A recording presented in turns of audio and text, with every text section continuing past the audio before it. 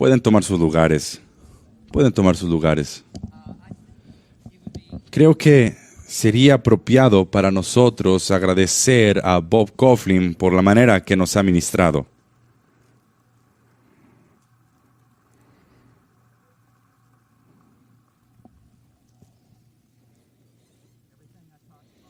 Todas las cosas que te he enseñado, Bob.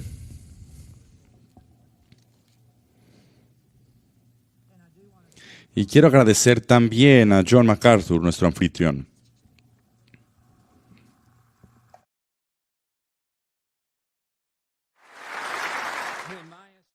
Que en mi opinión es el patriarca del evangelismo.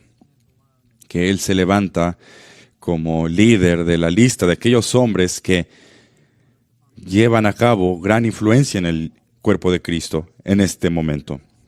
Y el hecho de estar aquí en su iglesia, podemos nosotros apreciar las cosas que Dios ha hecho a través de este lugar. La primera vez que vine a un Shepherd's Conference fue en 1992. 1982, hace 40 años casi. Mi vida ha sido tan bendecida por ello, por el ministerio de John MacArthur. He predicado en púlpitos muy preciosos. He predicado en el púlpito de Juan Calvino, en el aniversario 500 de su nacimiento. He predicado en el púlpito de John Knox, de R.C. Sproul, James Montgomery Boyce.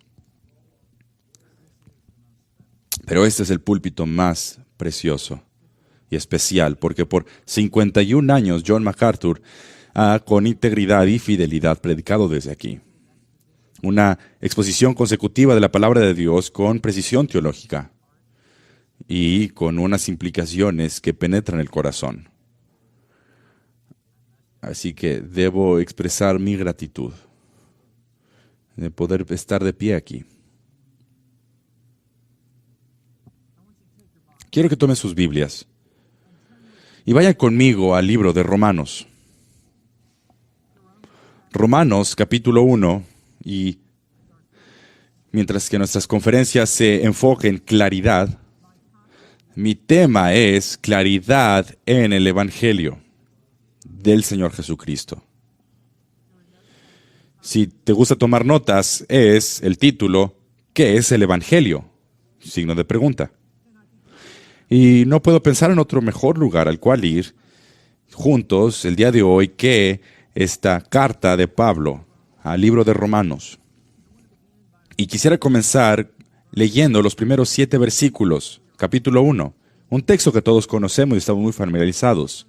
Y nuestro enfoque se encontrará al final del versículo 1, cuando Pablo escribe, y recuerden, esto es la palabra inerrante, infalible, suficiente, autoritativa de Dios, la cual es invencible e inmutable. Pablo, siervo de Cristo Jesús, llamado a ser apóstol, apartado para el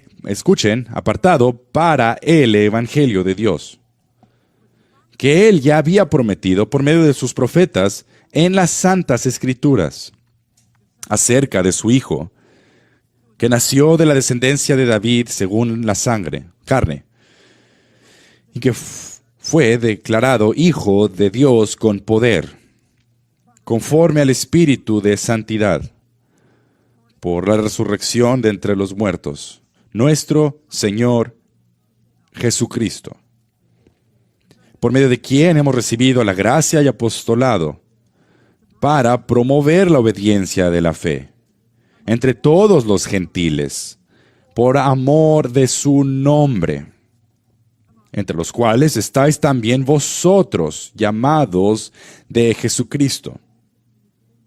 Y a todos los amados de Dios que están en Roma, llamados a ser santos, gracia y a vosotros y paz de parte de Dios, nuestro Padre, y del Señor Jesucristo. Ha sido mi privilegio estos últimos días y décadas haber conocido a R.C. Sproul, el cual recientemente fue a estar con el Señor. Fue un profesor mío, fue el director de mi programa de doctorado en ministerio Y su huella que dejó sobre mi vida tiene gran importancia y sigue siendo muy importante hasta el día de hoy.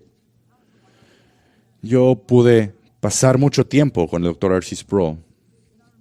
Y recuerdo en alguna ocasión me dijo: Steve, yo he enseñado teología sistemática por décadas. Y yo siempre comienzo el semestre preguntando esta pregunta: ¿qué es el Evangelio? Y esto era presentado a los hombres más inteligentes y destacados, los cuales han respondido sí al llamado de Dios sobre sus vidas, que han vendido sus hogares, han empacado sus maletas, han mudadose a otro país, a otra parte del mundo, sentarse en un seminario, aprender de eruditos, y a ellos les pregunta precisamente ¿qué es el Evangelio? Dr. Sproul me dijo que estaba siempre confrontado con la realidad de cuán pocos estudiantes podían responder a esa pregunta con exactitud y bíblicamente. Me pregunto cómo responderías tú a esa pregunta. ¿Qué es el Evangelio? Tenemos que estar correctos de qué es el Evangelio, pues estar errados en qué es el Evangelio es errar en lo que más importa, en tu relación con Dios. Errar en lo que es el Evangelio quiere decir que estarás tú errado en 1000 otros lugares en tu teología.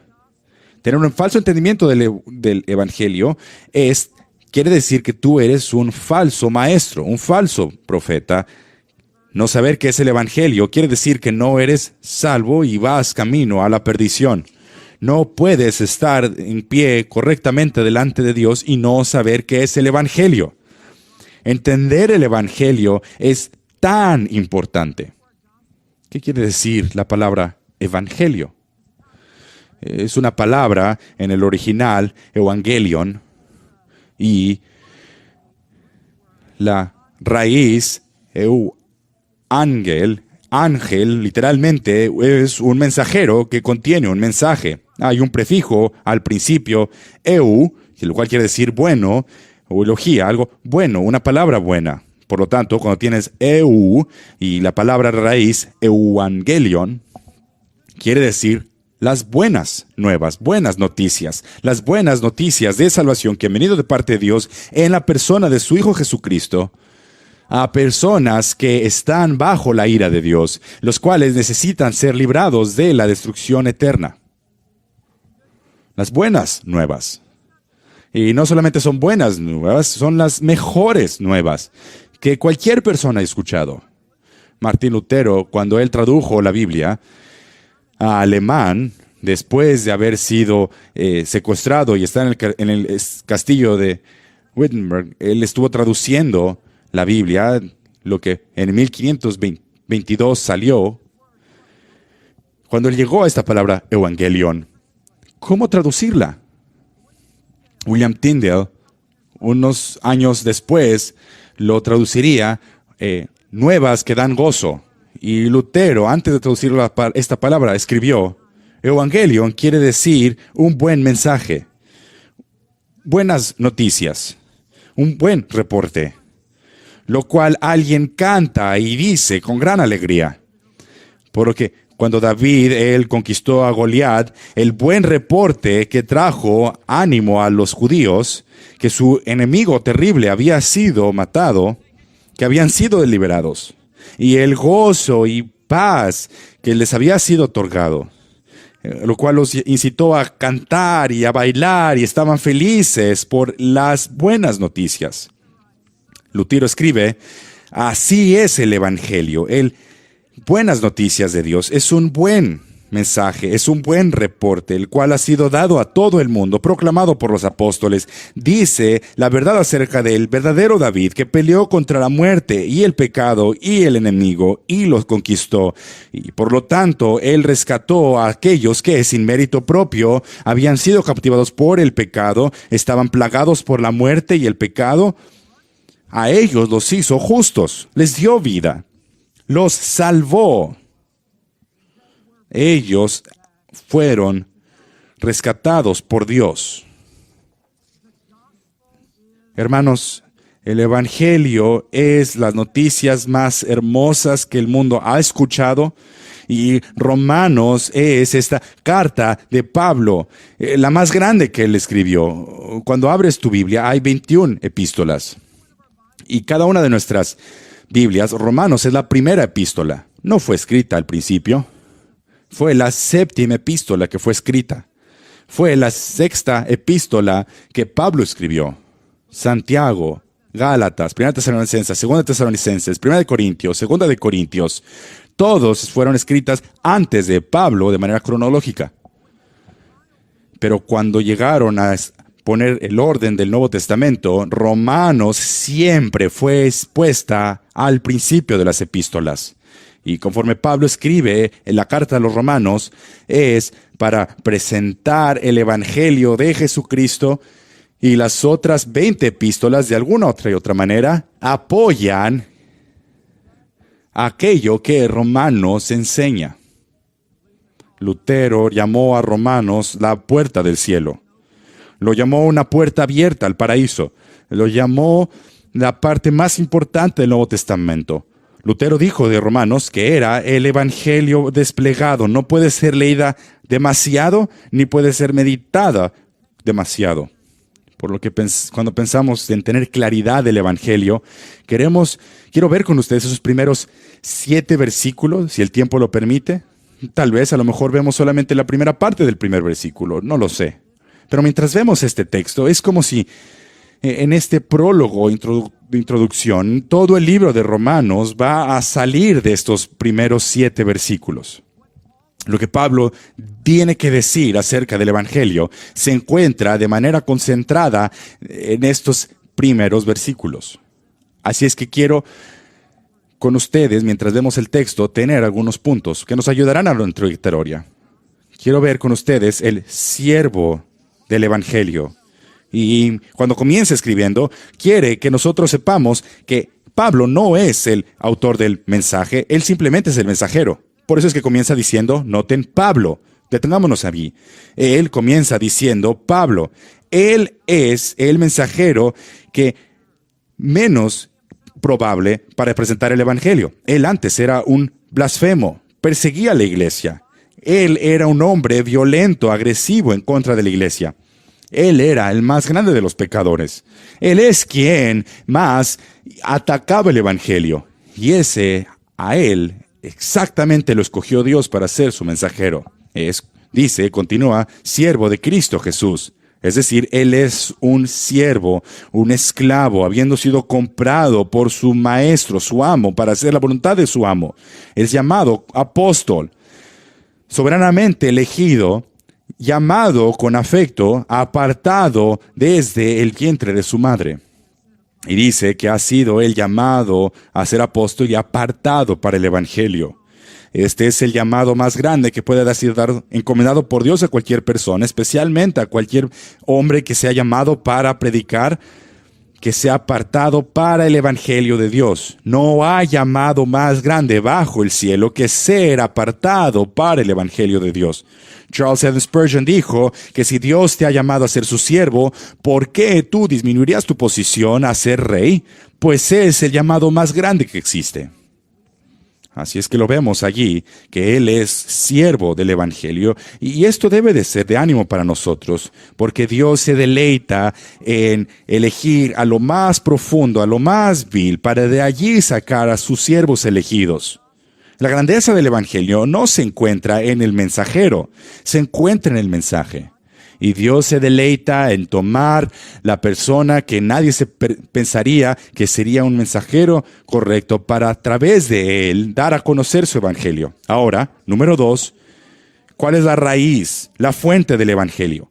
Pablo solamente es el mensajero, pero ¿de dónde proviene el evangelio?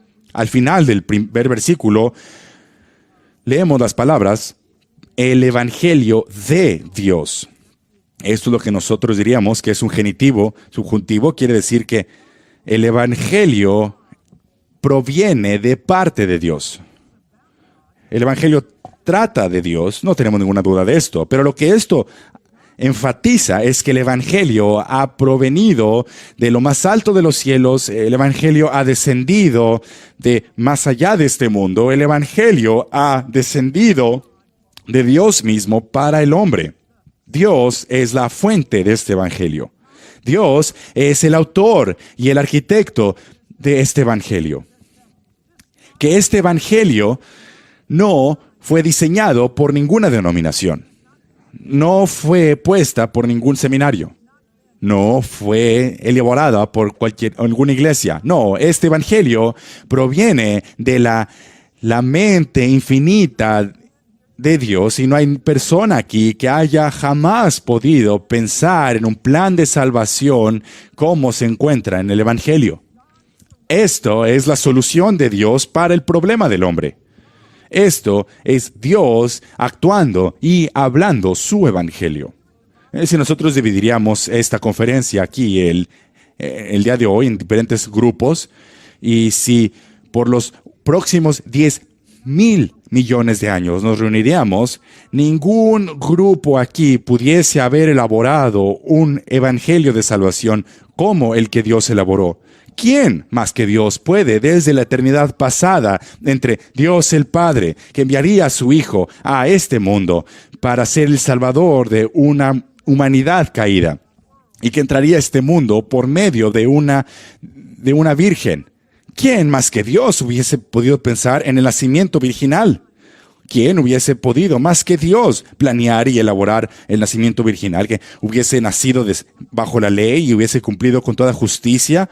Y la vida que nosotros no podíamos vivir, Él la vivió en nuestro lugar, y por su obediencia activa a la ley moral de Dios, Él nos ha asegurado justicia delante de Dios. ¿Quién más que Dios pudiese haber pensado en la obediencia activa de Dios?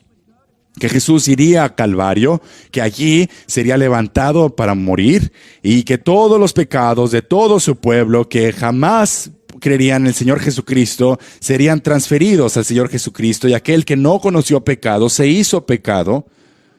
¿Quién más que Dios pudiese haber pensado en la muerte sustitutiva de Cristo en la cruz?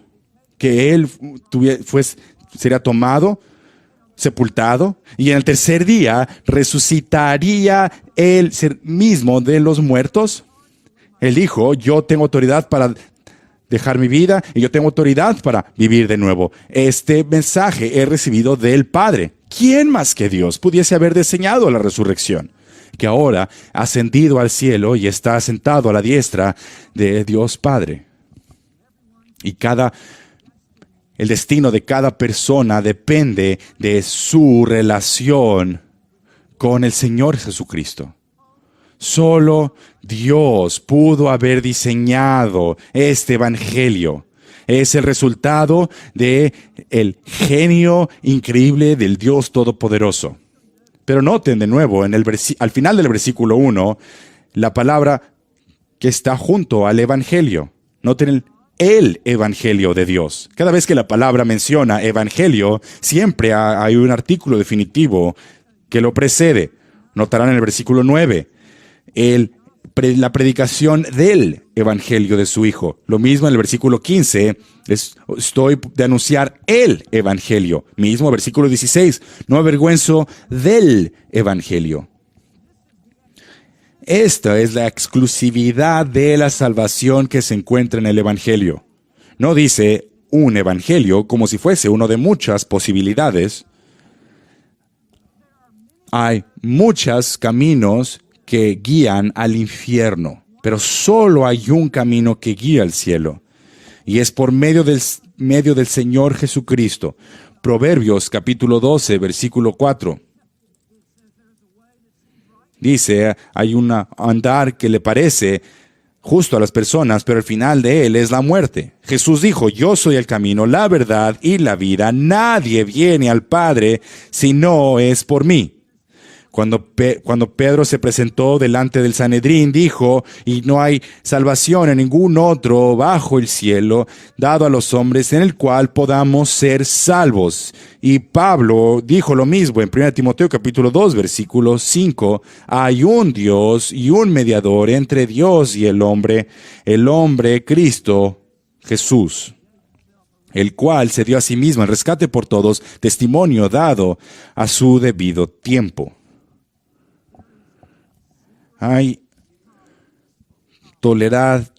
No hay tolerancia para aquella persona el cual cambia el evangelio. No puedes añadirle nada, no puedes quitarle nada.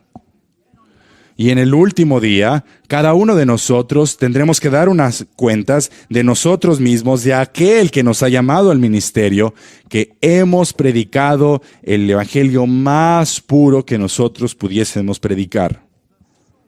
Esta es la fuente del evangelio, es el evangelio de Dios, es la solución de Dios para nuestro dilema. ¿Y cuál es nuestro dilema? ¿Cómo es que nosotros, Dios santo, y nosotros, pecadores, pueden juntarse? ¿Cómo es que una persona pecadora, que no es santa, puede hacerse hecha correcta delante de Dios, que es santo? Y es por medio del evangelio del Señor Jesucristo. Esto nos guía, número 3, a la estabilidad del evangelio. Noten el versículo 2. Quiere que sepamos que este no es un nuevo mensaje. No ha sido inventado recientemente. No es un mensaje contemporáneo reciente. Este es un mensaje antiguo. Por eso dice en el versículo 2 que Él, y noten que Él ya, se está refiriendo acerca del evangelio de Dios, que Él ya había prometido por medio de sus profetas en el tiempo del Antiguo Testamento, en los tiempos antiguos, Dios había prometido, proclamado el evangelio. ¿Cómo lo hizo? Dice, versículo 2, por medio de sus profetas. Y había hubo una larga lista de profetas a lo largo de las décadas, a lo largo del Antiguo Testamento, que proclamaban y declararon este evangelio. ¿Dónde encontraríamos este evangelio que los profetas proclamaron? En toda la escritura, las santas escrituras, versículo 2.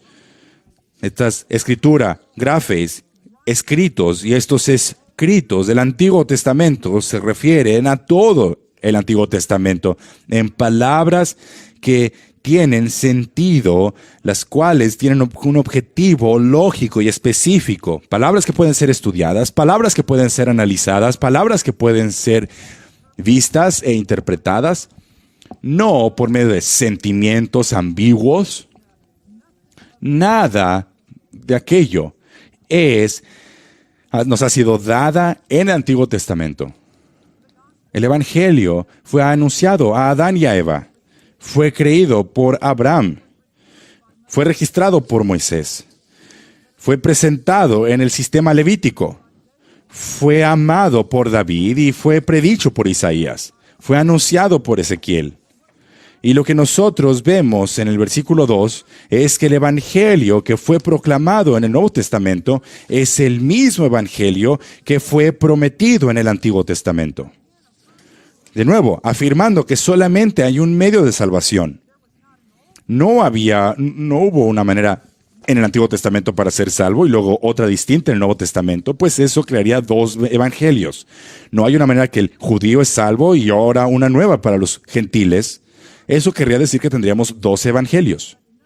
Pero no, el evangelio que fue proclamado en el Antiguo Testamento es exactamente el mismo que es proclamado en el Nuevo Testamento.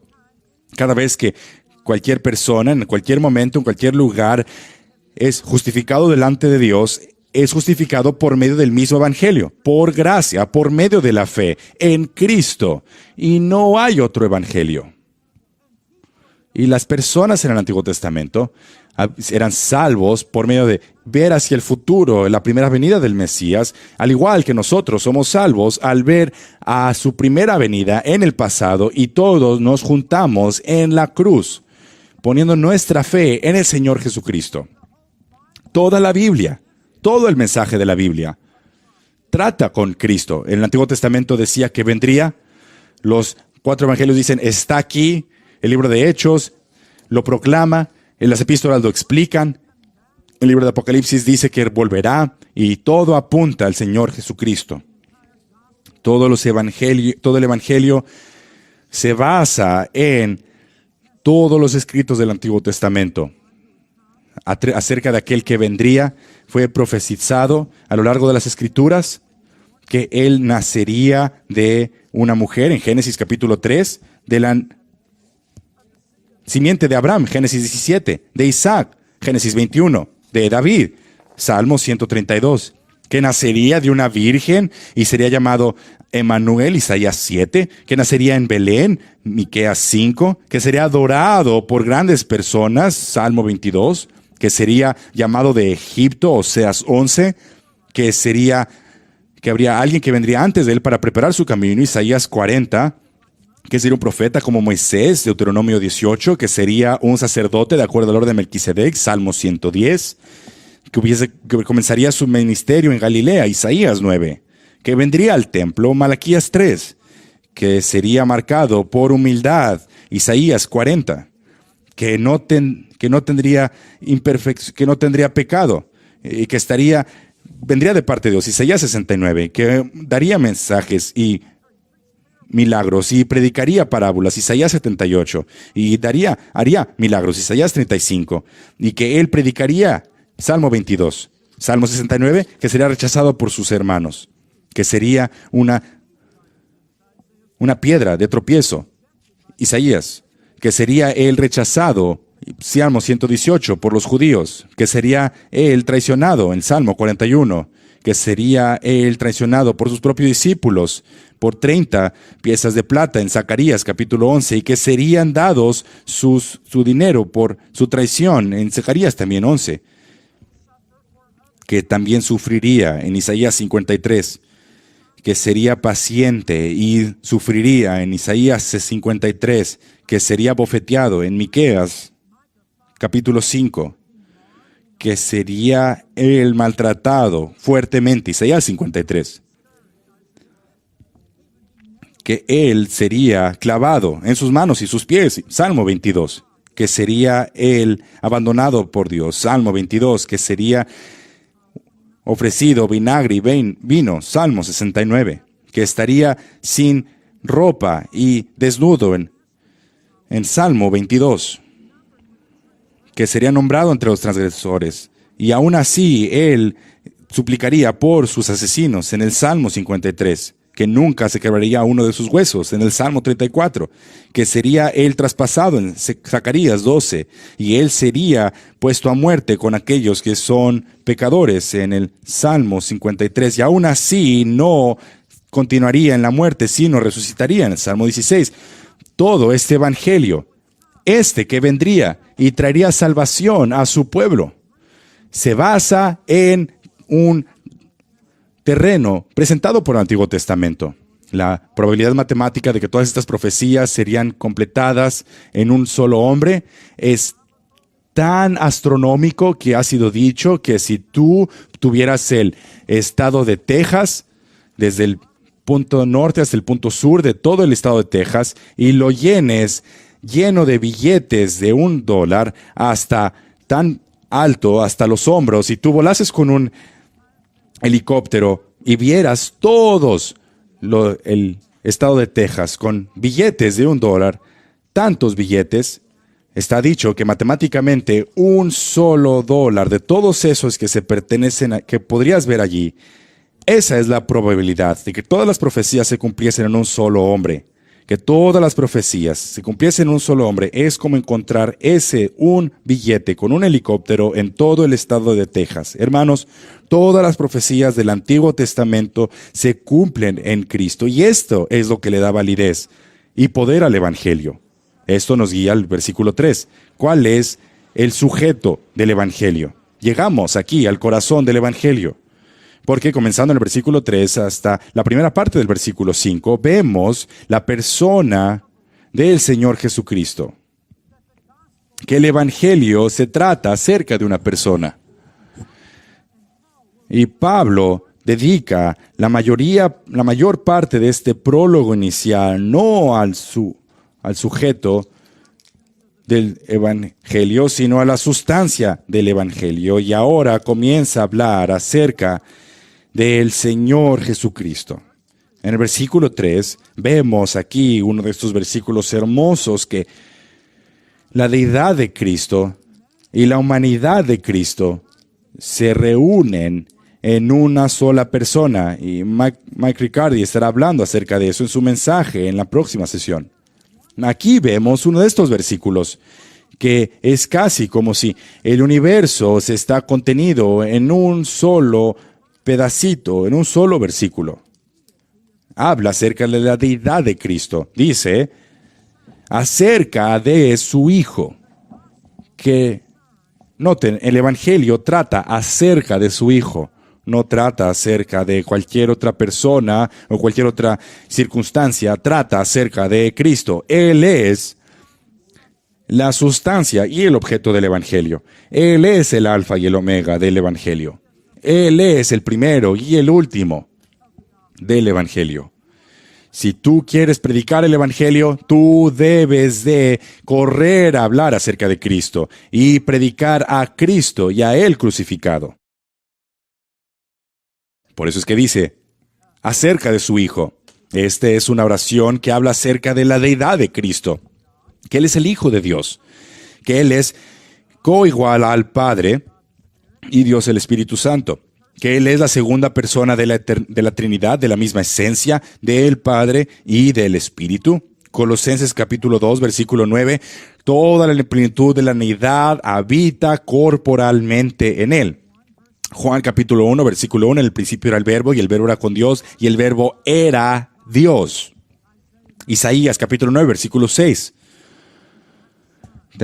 Será llamado un hijo, y será llamado su nombre admirable, consejero, Dios fuerte, Padre eterno. Aquí vemos la deidad de Cristo. Pero luego, continuamos leyendo en el versículo 3, que nació. El Hijo de Dios nació, entró a la raza humana, se tomó forma de hombre. Aquí vemos el nacimiento virginal, el cual Él nació no solo como cualquier persona, sino que Él descendió como descendiente de David, de acuerdo a la carne. Él vino de acuerdo a la línea mesiánica. Él es el Hijo de Dios de toda eternidad y es el Hijo de David. Y al entrar a la raza humana, Cristo tuvo que convertirse en un hombre, en el Evangelio de Dios. ¿Por qué es que Cristo tuvo que convertirse en un hombre? Bueno, porque nosotros no podemos levantarnos a nosotros mismos a las alturas del cielo para escalar a el trono celestial. Toda nuestra justicia es como trapos de inmundicia. Dios tiene que dejar el cielo y venir hasta lo más profundo, aquí con nosotros, entrar a este mundo lleno de pecado y de tentación, de tal manera que pudiese entonces a nosotros elevarnos y llevarnos al cielo. Tenía que nacer de una virgen, para que entonces nosotros pudiésemos nacer de nuevo. Tenía que ser el Hijo del Hombre, para que entonces nosotros pudiésemos ser hijos de Dios. Él tenía que venir a nosotros para entonces elevarnos a nosotros al cielo. Pero más allá de eso, Él tenía que ser un hombre, porque la paga del pecado es muerte. Y Dios no puede morir. Dios es inmortal, desde la eternidad pasada hasta la eternidad futura. Para que Jesús pudiese morir como nuestro Salvador, Él debe de tomar la forma de humanos para sufrir con la culpabilidad de la ley, que es muerte. Por eso es que Dios tuvo que ser hijo de David, para entonces poder morir en nuestro lugar y poder ser el sacrificio único por nuestros pecados. Pero más allá de eso, para ser nuestro mediador, un mediador es alguien que se para en medio de dos personas, las cuales tienen un desacuerdo, un grupo con otro grupo, entre dos grupos de personas que no encuentran reconciliación. Un mediador lo que hace es que se para en medio y tiene que ser tiene que tener interés en ambos lados. Por eso es que Él tenía que ser Dios completamente para ser Dios mismo, pero también tenía que ser completamente hombre para representar a los hombres delante de Dios. Y solamente hay alguien que pudiese ser un mediador, y ese es el Señor Jesucristo. Ningún ángel puede mediar entre Dios y el hombre. Ningún profeta puede mediar entre Dios y los hombres. Ninguna persona buena o justa puede conectar a ambos. Solamente Jesucristo, siendo Él completamente Dios y completamente, verdaderamente hombre, puede estar en medio como mediador. Ese es el Evangelio de Cristo. ¿Y qué es lo que Él hizo como nuestro mediador? Cuando Él se puso allí en pie como mediador, noten lo que hizo. Déjenles doy 5 puntos. Primero, propiciación. El Señor Jesucristo, cuando Él tomó nuestros pecados en la cruz, la Biblia dice en Romanos capítulo 8, versículo 1, que Él propició la ira de Dios por su muerte sustitutiva y por Él absorber la ira de Dios en nuestro lugar. Jesús solamente pudo aplacar la ira justa de Dios. Déjenles recuerdo esto. Dios está airado todos los días contra el malo. Dios está en batalla en contra de pecadores. Pero Dios ha demostrado su amor hacia nosotros, que aun cuando nosotros éramos pecadores, Cristo murió por nosotros. Y en esa muerte Él propició la ira de Dios. Por eso es que dice en Romanos capítulo 8, versículo 1, ahora ya no hay condenación para aquellos que están en Cristo. Y la Biblia dice en Romanos capítulo 5, versículo 1, habiendo sido justificados por la fe, tenemos paz para con Dios, por medio de nuestro Señor Jesucristo.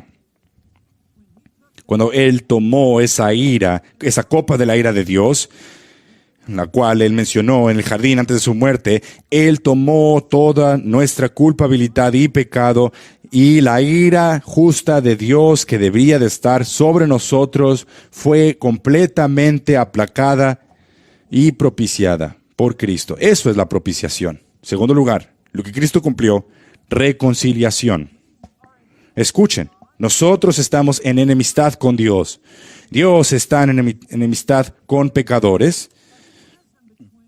Y hay un gran vacío entre Cristo, la ira de Dios, y nosotros. Y la única manera que nosotros podemos ser reconciliados con Dios es por medio de la sangre que Jesús derramó en el Calvario, pues Él reconcilió a hombres pecadores con un Dios santo, y Él fue quien trajo a ambos en reconciliación. Y una persona no puede reconciliarse con Dios separados de la cruz reconciliadora de Cristo. La tercera cosa es redención. Pues Él, al derramar su sangre en Calvario, Cristo compró a su amada de el pecado y la muerte para ser reconciliados con Dios. Él nos compró con su sangre. Ahora nosotros somos su posesión. Y aquel que Dios libra es libre en verdad. Él nos ha rescatado de ser esclavos de aquella vieja manera de vivir. Primera de Pedro, capítulo 1, versículo 18, dice, sabiendo que fuisteis redimidos de vuestra mala manera de vivir, no con plata ni oro, sino con sangre preciosa, como de un cordero, sin tacha y sin mancha, la sangre de Cristo. Y por eso es que en esa cruz, no es que Cristo solamente propició la ira de Dios y reconcilió a las dos personas, nosotros y Dios en uno, sino que Él nos compró de ser esclavos de la maldad. Y ahora nosotros somos esclavos de Dios. La cuarta palabra es expiación. Cristo, conforme Él tomó nuestros pecados, Él cargó con nuestros pecados sobre la cruz. Es lo que dice Primera de Pedro, capítulo 1, versículo 24, que Él fue el Cordero que quita el mal del mundo.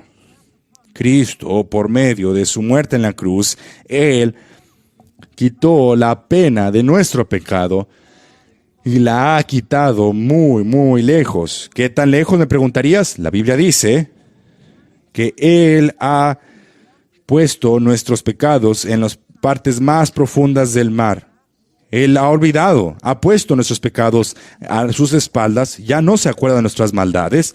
Él nos ha expiado de pecado, así como en el día de expiación, cuando el sacerdote ponía sus manos sobre el cordero sacrificial y era llevado al desierto. Eso era una señal de cómo un cordero de parte de Dios tomaría nuestros pecados y expiaría, es decir, tomaría nuestros pecados y los llevaría muy, muy lejos. Y finalmente, la palabra justificación.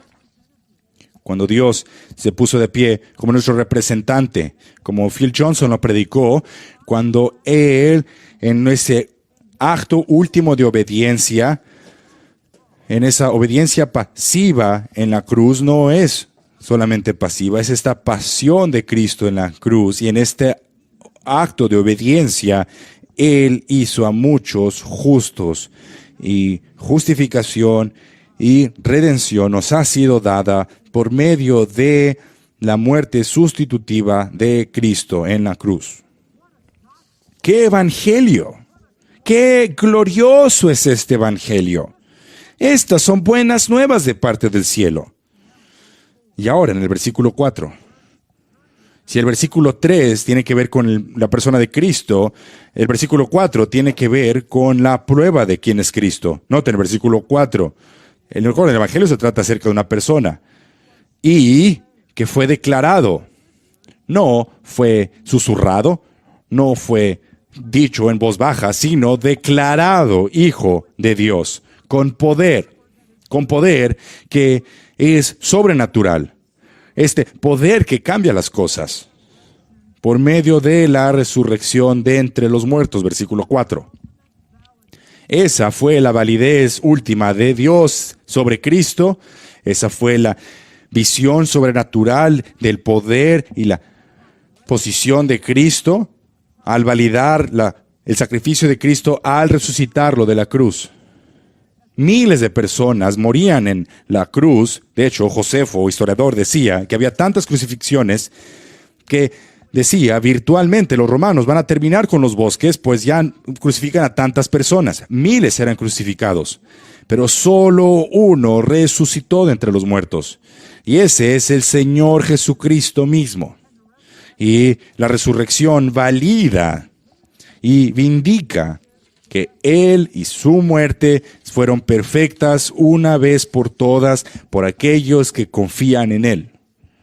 Y Pablo ahora, cuando llega al final del versículo 4, concluye enfáticamente diciendo, nuestro Señor Jesucristo.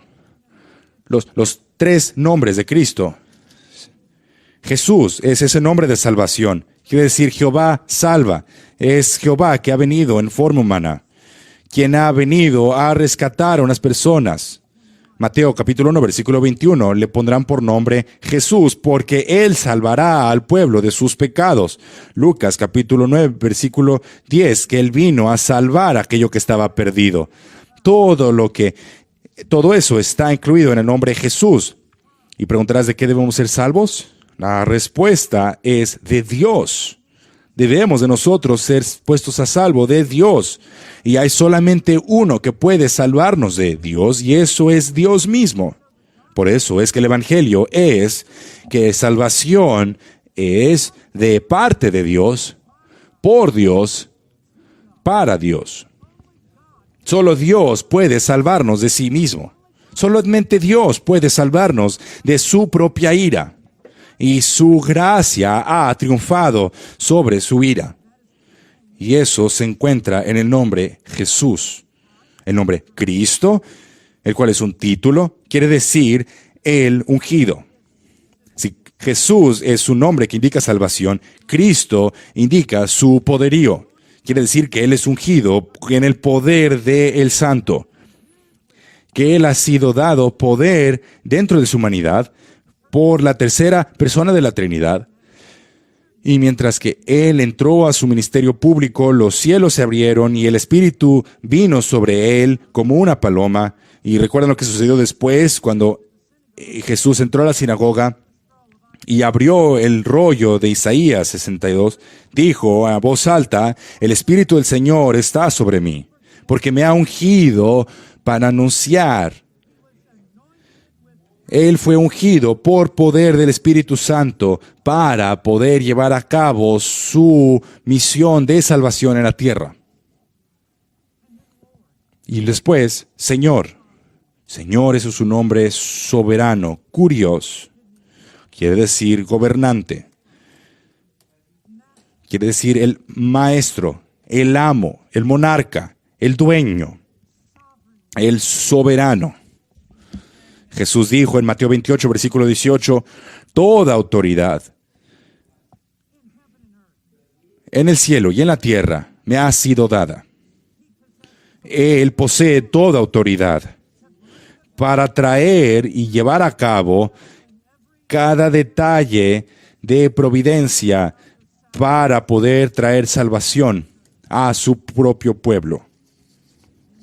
Después dice en el versículo 5, por medio de quién, se está refiriendo al Señor Jesucristo, por es la palabra día, el cual indica como una cadena, es como el medio, es como un tubo, a través del cual algo va a fluir a través de este medio, a través del Señor Jesucristo, por medio de su muerte sustitutiva. Y dice, por medio de quién, eso se refiere a los creyentes, y solamente los creyentes, los cuales hemos recibido, noten, eso es algo que recibimos, no trabajamos por ello, recibimos, versículo 5, gracia que salva y que fluye por medio de la persona y obra de Jesucristo, a aquellos que pondrán su fe y su confianza en Él. Esta palabra gracia, versículo 5, representa el Evangelio en su totalidad. Todo fluye por medio de Cristo. Reconciliar, esta gracia que reconcilia, que salva. Todo aspecto de la gracia de Dios fluye por medio del Señor Jesucristo. No hay ningún otro tubo por el medio del cual Dios dispense su gracia para que nosotros la recibamos, sino que solamente por medio del Señor Jesucristo. No hay ninguna gota de gracia fuera del Señor Jesucristo. Todo es exclusivamente dispensado por Jesucristo a aquellos que vienen y creen en y por medio de Cristo. Y luego continúa diciendo y escribiendo que Él no solamente quiere que sepamos que la salvación viene de parte de Dios, sino que también su ministerio, versículo 5, apostolado de aquel que es la cabeza de la iglesia, aquel que ha dado dones a los hombres, algunos como apóstoles, algunos como profetas o maestros y evangelistas. Todo proviene por gracia del cielo, de la cabeza de la iglesia, a cada uno de los miembros de la iglesia. ¿Lo ven cómo Cristo es el epicentro del evangelio? ¿Que Cristo es la circunferencia del evangelio? ¿Que Cristo es todo en el evangelio? Charles Edward Spurgeon dijo, si quieres más conversiones, pon más de Cristo en tus predicaciones. Si quieres más avivamientos, pon más de Cristo en tu predicación. Dijo, un sermón sin Cristo es una cosa horrible. Si dejas a un lado a Cristo, has dejado el día, has dejado el sol del día, has dejado la luna de la noche, has dejado el agua del mar. Has dejado las agua del río, has dejado la cosecha del año, has dejado el alma del cuerpo, has dejado a un lado el gozo del cielo. No hay evangelio que valga la pena proclamar si Cristo es ignorado. Dijo, un evangelio, un mensaje sin Cristo es como un pozo vacío, el cual se burla del peregrino que tiene sed. Es como una nube sin agua. Un sermón sin Cristo no tiene ningún poder salvífico, pues Él es el poder salvífico para salvar pecadores. Él es el Salvador del mundo. ¿Predicas a Cristo? ¿Predicas a Cristo y a Él crucificado? Pablo, conforme él traía a un punto toda su teología y hablaba a los Corintios, en 1 Corintios capítulo 1, dijo, yo predico a Cristo y a Cristo crucificado. En capítulo 2, versículo 2, me propuse saber entre vosotros nada excepto a Cristo y a este crucificado. Y en Colosenses capítulo 1, versículo 28, nosotros le proclamamos a Él. Proclamemos a Cristo, proclamémosle a Él. Ahora, continuemos. Número 5, el poder del Evangelio. El Evangelio tiene poder para cambiar almas. El Evangelio hace más que solamente dar perdón. El Evangelio da poder para poder vivir vidas nuevas. Es lo que dice en el versículo 16. Pero aquí en el versículo 5 de Romanos 1 dice, para promover la obediencia de la fe. Fe aquí es el elemento del Evangelio. Hay en el Evangelio un elemento objetivo y subjetivo. El elemento objetivo es lo que se ve en el versículo 2, 3 y 4. Estos son las señales, lo que hace el Evangelio. Pero ahora en el versículo 5 vemos el objetivo del Evangelio, por medio del cual proviene el Evangelio, que es, versículo 5, fe. La única manera que un pecador puede ser salvo es por medio del actuar en fe, en obediencia a Dios. Pues por fe hemos sido salvos, por gracia, y eso no de vosotros, sino es un don de Dios, no por obras para que nadie se gloríe. Pero esta fe salvífica no es solamente una afirmación intelectual, no es una respuesta emocional, es algo que tiene que ver con la voluntad. Es más que solamente la mente y las emociones. Hay la voluntad, la cual se activa en esta verdadera fe salvífica, la cual comienza en el momento de la conversión. El primer paso a través de la puerta estrecha es la obediencia y la fe salvífica, y lo dice aquí, para promover, es decir, versículo 5, el Evangelio promueve la obediencia a la fe. Esta obediencia a la fe quiere decir la fe que produce obediencia, o la obediencia que la fe produce.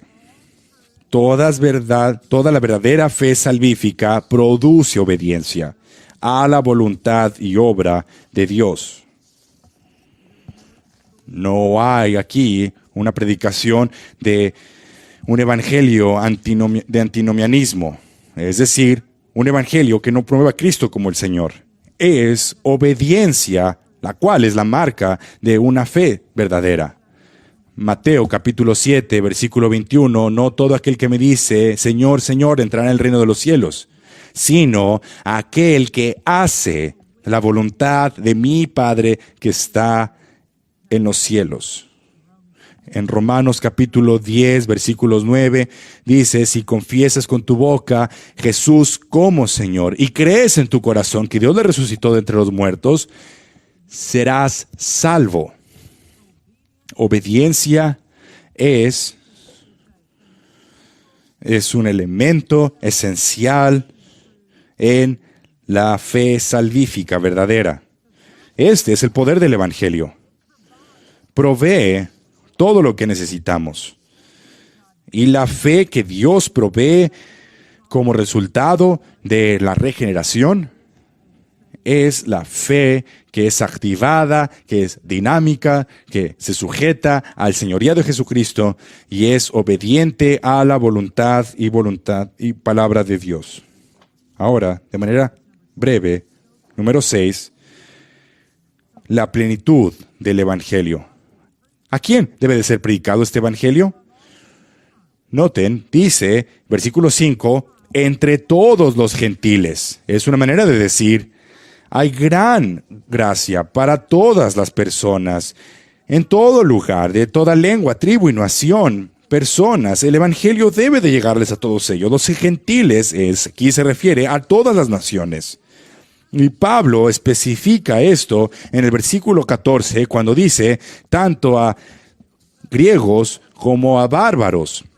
Griegos eran los educados, griegos eran quienes tenían estatus social, ellos eran pulidos, y Pablo decía, versículo 14 del capítulo 1, yo quiero alcanzar a los griegos, pero también menciona a los bárbaros.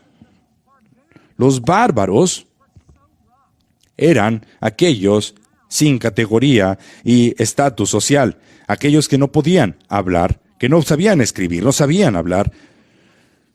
Eran crudos, rudos, y cuando abrían sus bocas, ellos se escucharían como solamente borucas. Tú eres uno de esos bárbaros. Ni siquiera entendemos lo que nos estás diciendo. Tú has terminado con la lengua nuestra. Y Pablo decía, yo quiero alcanzar a ellos que están en el sótano, yo quiero alcanzar a aquellos que están en la azotea.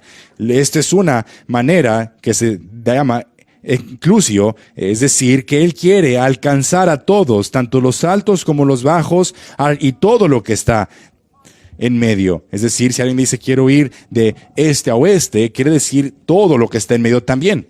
Lo que Pablo está diciendo aquí es que él está obligado a predicar el evangelio a aquellos que están en lo alto y a aquellos que están en lo bajo. Y cada persona que esté en medio, en la providencia de Dios, que pueda él alcanzar. Y hace lo mismo al final del versículo 14, cuando dice a los sabios y a los ignorantes. Los griegos allá arriba, en sus alturas, son los sabios, y los bárbaros son los ignorantes, los cuales no tienen entrenamiento ni educación, y ellos aún son necios, aún en los caminos del mundo. Pablo lo que está diciendo es que este evangelio es para todos los gentiles, y es para gloria de su nombre. Es para la fama de la gloria de Dios, para que haya más voces en los atrios celestiales, para que haya más seguidores de Cristo, para que haya más adoradores que estén cantando toda gloria sea a Cristo, para que haya más que estén siendo llevados, creciendo en conformidad a la imagen de Cristo. Tengo un último punto, y se encuentra en el versículo 6 y la primera parte del versículo 7, y quiero llamarle el éxito del evangelio. Y antes de leer el versículo 6, quiero decirles que Dios garantiza el éxito de su propio evangelio. Cristo no murió en vano. Habrá una novia de redimidos que vendrán a conocer al Señor Jesucristo. El evangelio no regresará vacío. Cristo, Dios mismo, garantiza el éxito de su propio evangelio. Y Él enviará un llamado a todos los elegidos. Y cuando el evangelio es proclamado por ti y por mí, Dios efectualmente, irresistiblemente, llamará a fe, en fe en Jesucristo, a aquellos que Él ha elegido antes de la fundación del mundo. Así es que por eso dice en el versículo 6, entre los cuales estáis también vosotros. Noten, cuando dice también vosotros, no solamente aquellos que están llamados en Roma, sino aquellos que también están llamados en Corinto, en Éfeso, en Colosa y Filipos. En todos los lugares, todos están por todos lados del mundo. Entre los cuales también vosotros, llamados de Jesucristo. El objetivo definitivo, han sido llamados, es un grupo específico, aquellos que han sido llamados de las tinieblas a la luz. Aquellos que han sido llamados por el poder salvífico mismo de Dios. Los teólogos siempre tienen que hacer distinciones. Y debemos de nosotros hacer una distinción clara entre los dos llamados que tienen que ver con la salvación. Hay un llamado externo y hay un llamado interno. El llamado externo es el llamado del mensajero. Es el llamado del predicador, es el llamado del que enseña el domingo en la mañana, del misionero, del padre. Es el llamado que es dado conforme el evangelio es proclamado. Y no puede ir más allá que el oído. Porque para que una persona sea salva, debe de existir un segundo llamado. Ese llamado no es proclamado por un hombre. Ese llamado es dado por Dios mismo. Y es ese llamado interno de parte de Dios que jala a una relación salvífica con Jesucristo a aquellos que son elegidos antes de la fundación del mundo.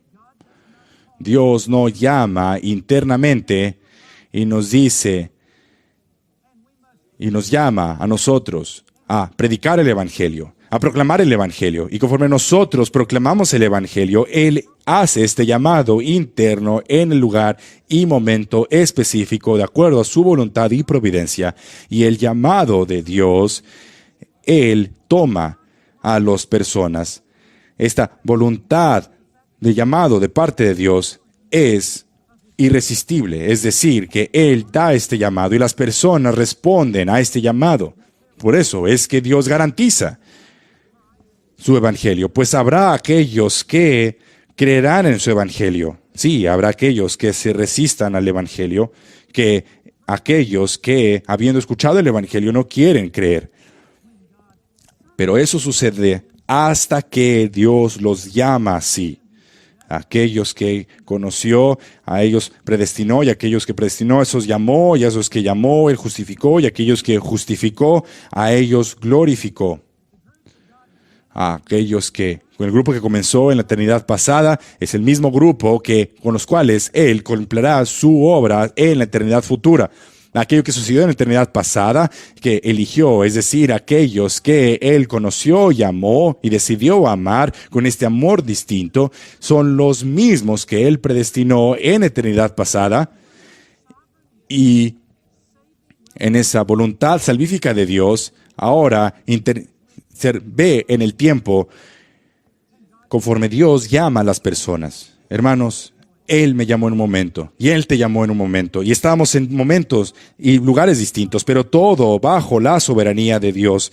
Y Dios conquistó nuestro duro corazón, y Él nos quitó este corazón de piedra, y nos dio un corazón de carne, y nos dio el regalo de arrepentimiento y nos resucitó a nosotros de nuestra muerte.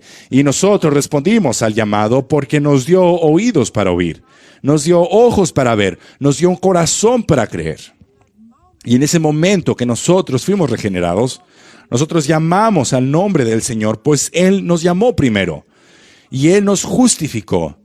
Y un día en la eternidad futura nos glorificará. No habrá nadie que se pierda en el camino. Nadie va a ser añadido tampoco en el camino.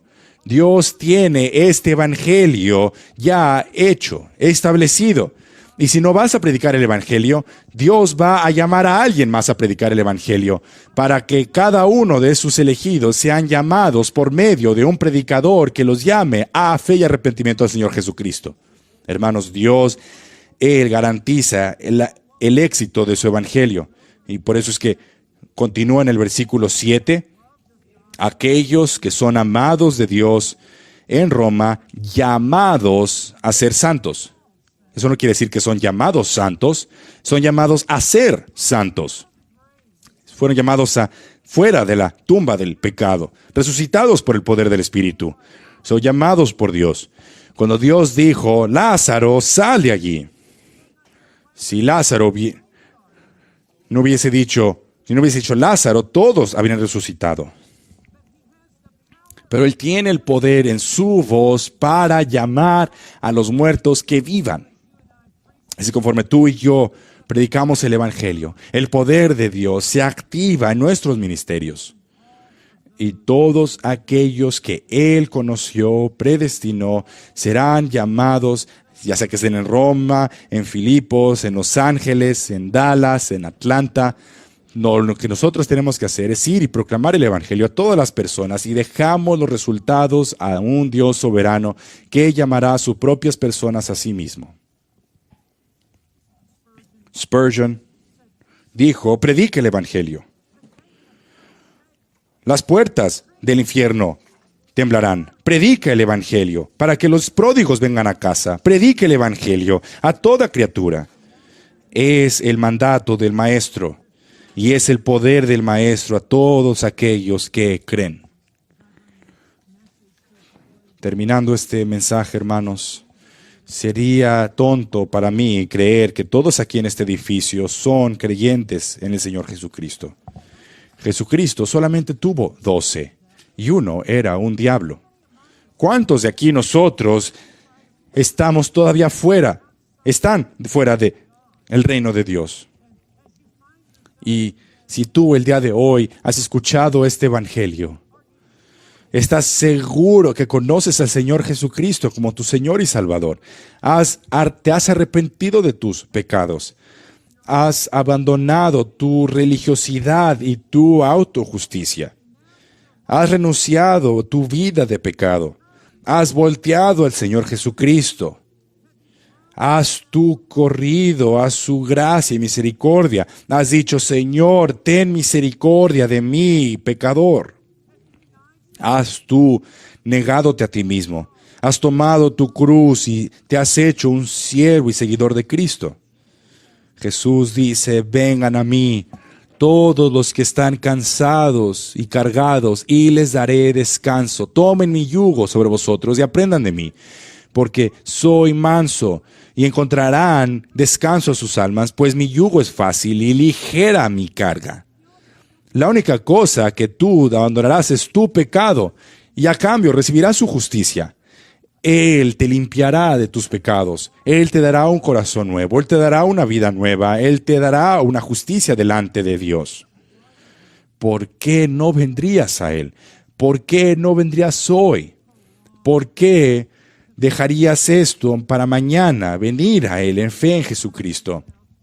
Y si tú estás escuchando estas palabras y no conoces a Cristo, te dice: ven por la puerta estrecha.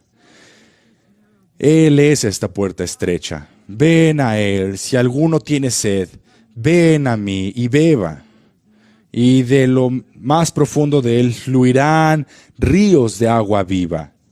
Será la mejor decisión de tu vida, que dejes a un lado tu pecado y voltees al Maestro, al Salvador, y recibas su perdón y la gracia que Él da libremente. Si nunca has creído en el Señor Jesucristo, aún aquí en una conferencia para pastores como esta, cree en el Evangelio, cree en las buenas nuevas, cree en aquel Señor Jesucristo. Sin Cristo tú vas camino a la perdición. Sin Cristo no tienes esperanza. Sin Cristo tú estás bajo la ira de Dios. Sin Cristo tú eres el objeto de su ira. Pero en Cristo tienes salvación, libertad de destrucción. En Cristo has sido rescatado de toda ruina. Cristo dice: aquel que viene a mí, a nadie repudiaré. Él es el amigo de pecadores, y Él es el que ha venido a llamar a aquello que estaba perdido. Qué cosa tan gloriosa es que tú estés aquí en una conferencia para pastores y que tú en estos momentos vengas a los brazos abiertos del Señor Jesucristo y recibir su salvación gloriosa. Si nunca lo has hecho, hazlo en estos momentos. Escucha, ahora es el momento de salvación. Hoy es el día de salvación. Aquel que endurece su corazón será prontamente cortado y no habrá remedio. No te enorgullezcas del día de mañana, porque no sabes lo que traerá el día de mañana. Ven al Señor Jesucristo en este momento, hoy, y recibe su gracia salvífica, que se encuentra en el Evangelio del Señor Jesucristo. Oremos. Padre, gracias por el poder y pureza y la profundidad que encontramos en el mensaje del Evangelio. Hemos sido apartados para ti desde el vientre de nuestra madre. Y ahora predicamos tu Evangelio, testificamos de este Evangelio. Y nos llamas a llevar este Evangelio a las naciones. Dios, oramos que tú muevas nuestros corazones aquí el día de hoy, para darnos a nosotros mismos por el bien de este Evangelio, aún más de lo que hemos hecho el día de ayer, en sujeción y adoración a ti. En el nombre de Jesús. Amén.